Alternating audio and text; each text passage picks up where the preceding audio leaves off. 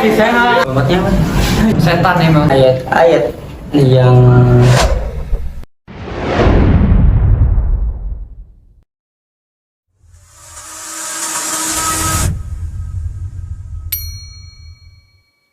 Assalamualaikum warahmatullahi wabarakatuh. Selamat pagi, salam sejahtera untuk kita semua. Salam, Om Swastiastu, Namo Buddhaya, dan salam kebajikan. Ya, kenalkan, saya Garwanto, Guru Pendidikan Agama Buddha di SMA Negeri 19 Jakarta. Perkenalkan, saya Hari Abdul Hai, Guru Agama Islam di Sekolah SMA 19 Jakarta. Nama saya Roslina Sitorus, mengajar pendidikan agama Kristen. Perkenalkan, nama saya Pak Yusuf Tujiana. Saya adalah salah satu guru dan pembina kerohanian di SMA 19. Utamanya adalah pembinaan kerohanian Katolik. Pagi hari ini, pada dasarnya saya itu sebagai seorang pendidik sangat mendukung program OSIS yang dilakukan di SMA 19. Nongkrong Taubat. Ya, menurut saya pribadi ini salah satu program yang bagus, yang baik. Tentunya mengenalkan kepada teman-teman OSIS, teman-teman sekolah, bagaimana kita saling mengetahui satu dengan demi yang lainnya, agama satu dengan agama lainnya. Tujuannya adalah untuk memperkenalkan ajaran masing-masing agama sehingga menambah pengetahuan dari masing-masing siswa mengenai agama-agama yang ada di Indonesia. Bisa menginspirasi peserta didik dalam rangka memelihara kerukunan antar umat beragama dan juga memberikan wawasan baru tentang pandangan agama-agama. Saya dukung sekali program OSIS yang terus harus dikembangkan, ya harus diberikan pengetahuan kepada teman-teman lainnya supaya kita satu dengan lainnya, walaupun kita berbeda agama tapi tetap kita satu naungan, satu wadah, satu keluarga di dalam SMA Negeri 19 Jakarta. Harapan saya untuk semua pengurus OSIS yang ada agar bekerja dengan semaksimal mungkin, solid, kerjasama, dan bekerja keras. Apresiasi kita sampaikan kepada anak-anak OSIS, generasi-generasi muda yang kreatif, sehingga membuat atau merancang kegiatan yang sedemikian rupa yang sangat bermanfaat bagi kita semua untuk mengembangkan kepribadian dan juga kebiasaan dialog kerjasama antar umat beragama untuk melakukan hal-hal yang baik demi Indonesia maju. Sekian, terima kasih. Terima kasih. Terima kasih. Terima kasih. Wassalamualaikum warahmatullahi wabarakatuh. Oke, sebelum kita mulai, boleh perkenalkan diri terlebih dahulu. Oke, halo semuanya. Aku Olivia Brescia Chandra dari kelas 12 IPA 1 dan aku sebagai perwakilan dari pengurus kerohanian Kristen. Perkenalkan, nama aku Christianus Steven dari kelas 11 MIPA 1 sebagai perwakilan dari Rohani Buddha. saya Ibnu Fadil pertama, saya kelas 11 IPA 1. Saya juga berasal dari rohani Islam. Halo, nama gue Leonard Christopher Adisam. Saya dari Ketua Rohani Katolik SMA 19 kelas 11 IPS 3. Bagaimana tanggapan dan pandangan di agama kalian mengenai makhluk halus atau setan? Sebenarnya kalau menurut agama Kristen yang aku tahu ya, setan itu dilambangkan sebagai iblis, which is yang setan itu sebenarnya awalnya tuh diciptakan Tuhan tuh kayak jadi manusia biasa gitu, sama kayak kita.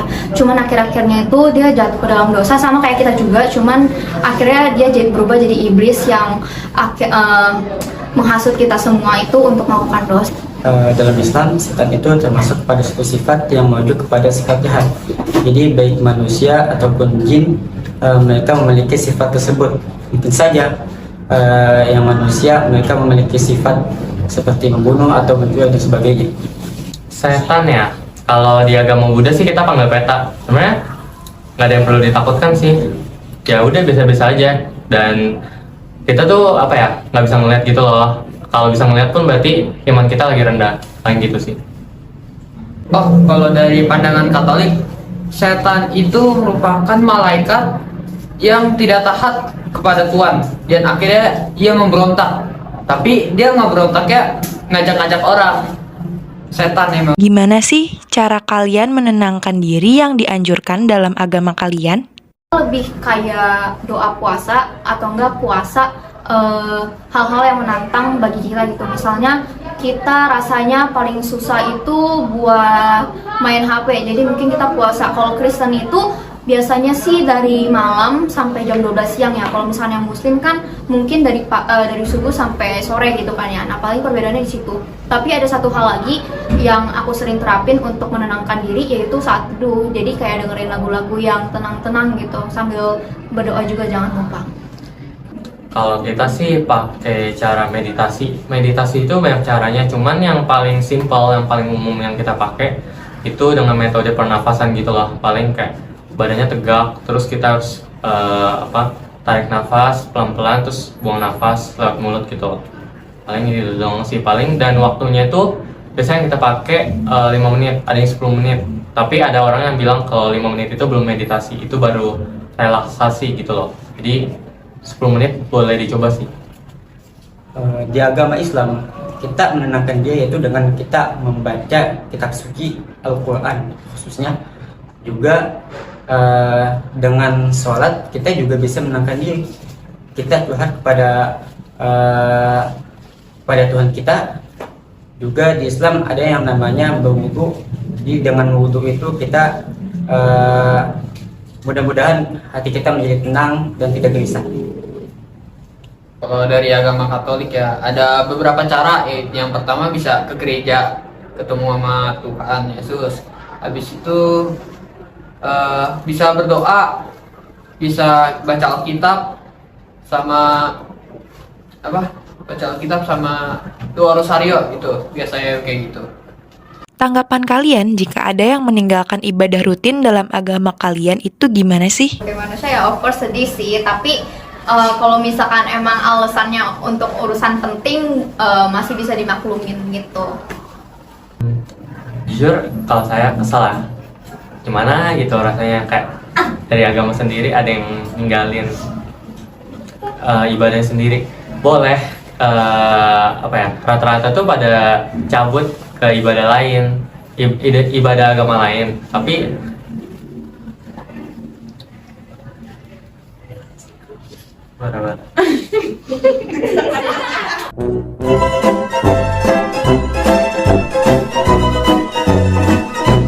intinya banyak yang ngajak, teman masih enggak lah, masih belum coba ke agama lain gitu. Sangat disayangkan ya ketika ada siswa yang tidak ikut ibadah rutin tersebut, dia melupakan momen untuk bertemu dengan Tuhan. Padahal dalam sholat itu saja kita bertemu dengan Tuhan, yaitu kita curhat tentang masalah-masalah hidup kita kepada Tuhan. Agak kesel, tapi kita nggak boleh asal lihat doang dari pandangan pertama.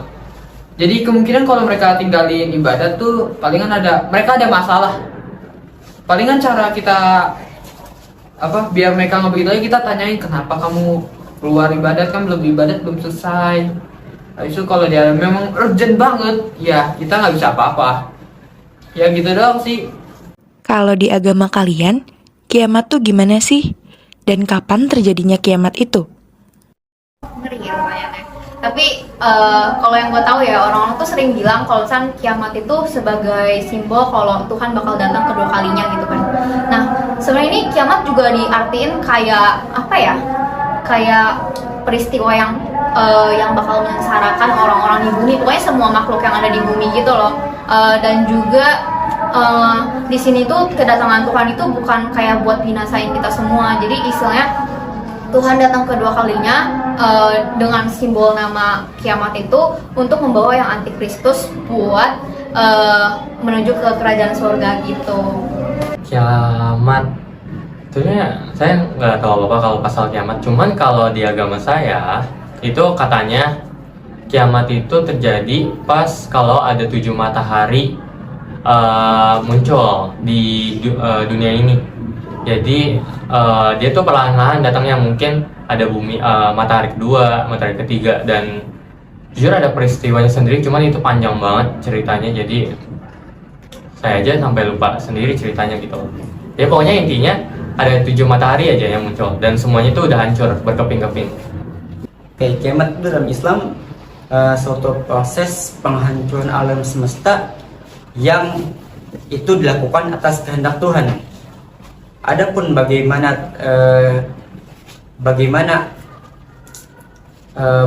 kiamat itu terjadi, kita tidak bisa memastikan, kita tidak bisa berpikir ke depannya bagaimana kiamat itu terjadi, karena itu adalah hak dan prerogatif dari Tuhan itu sendiri. Jadi kita tidak bisa ikut campur ke dalam urusan Tuhan itu sendiri. Kalau kiamat kita nggak akan tahu, karena kiamat itu terserah Tuhan, ada di tangan Tuhan. Juga ini juga pernah dituliskan di Alkitab, di kitab Wahyu, itu kiamat itu adalah kedatangan Yesus kedua kalinya. Ya, kedua kalinya. Yesus datang kedua kalinya sambil membunyikan sangkala. Sangkala itu apa? Itu sebuah trompet. Jadi setiap kali berbunyi itu ada berbeda-beda bencananya. Seperti contoh, sangkala yang pertama dibunyikan akan membuat binatang-binatang yang laut pada pergi ke daratan. Itu contohnya satunya. Gimana sih pandangan tentang pacaran, rokok, dan hewan yang haram di agama kalian? Kalau menurut agama Kristen dan sepengetahuan aku, pacaran itu sah-sah aja, asalkan pacarannya itu nggak nafsu, terus sehat, terus yang tentunya harus seagama nih. Kan banyak nih anak-anak muda zaman sekarang kan yang pacarannya nggak seagama tuh, kayaknya ada yang ketawa-ketawa kan, berarti pacarannya beda agama itu. Nah itu juga sebenarnya nggak disaranin sih, karena di dalam Alkitab juga ada tertulis kayak istilahnya, ya pokoknya intinya pacaran sesuai yang seagama lah, karena beda kayak Kristen yang beda aliran aja tuh kayak ya gitu deh, kayak ngerti kan maksud tuh gitu. Nah terus apa ya, bentar gue lupa tiba-tiba. Oh sama ini, penting banget untuk pacaran itu yang maksudnya sehat itu, jadi kayak saling mendukung untuk membangun iman kita gitu.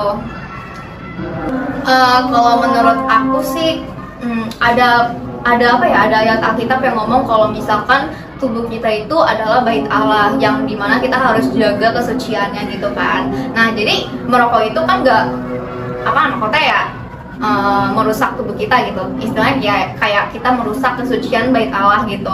Jadi kalau menurut aku nggak boleh gitu. Oke, ini sepengetahuan aku ya. Kalau aku sendiri nggak ada larangannya. Jadi aku nggak tahu kalau misalkan yang aliran-aliran Kristen lainnya, tapi aku tahu salah satu aliran yang pokoknya banyak orang bilang katanya kalau Kristen Advent itu lumayan banyak gitu larangannya, kayak misalkan babi pun nggak boleh makan, terus ada apalah pokoknya banyak gitu. Nah kemarin aku juga sempet cari-cari kan, dan ternyata emang benar gitu, Kristen Advent banyak larangannya. Tapi menurut aku kayaknya itu pilihan pribadi sih, karena di dalam Alkitab ya paling sebenarnya panjang, jadi kalian bisa baca sendiri di Imamat 11 gitu, yang buat yang agama Kristen mungkin kali ya. Nah itu di situ tuh ada isinya kayak lu nggak boleh makan apa aja gitu. Nah ya pilihan aja sih kayak mau makan atau enggak. Tapi menurut gua kayak unta, siapa yang makan daging unta gitu kan ya. Jadi kayak menurut gua ya udah gak usah makan gitu. Oke, jadi dalam agama Islam pacaran itu tidak boleh, bahkan dilarang secara tegas oleh ulama-ulama kami yang berlandaskan pada kitab suci. Adapun rokok dalam agama Islam ini mengalami perbedaan pendapat. Yang satu mengatakan boleh, yang satu mengatakan tidak boleh. Oke, kalau untuk pacaran jangan melanggar sila ketiga aja sih. Itu berbuat asusila, kayak misalkan seks atau apa gitu. Paling ringan jangan ciuman aja sih. Merokok boleh sih, boleh-boleh aja, nggak ada yang apa istilah kata melanggar kok. Kalau semacam minuman keras itu ada larangannya nggak sih kok? Oh, kalau minuman keras itu udah pasti melanggar sila kelima, karena itu ngebuat kesadaran manusia tuh menurun. Udah tersendiri bahwa gantian apa ya, kata gantinya daging haram sih. Kalau daging haram itu ada 10.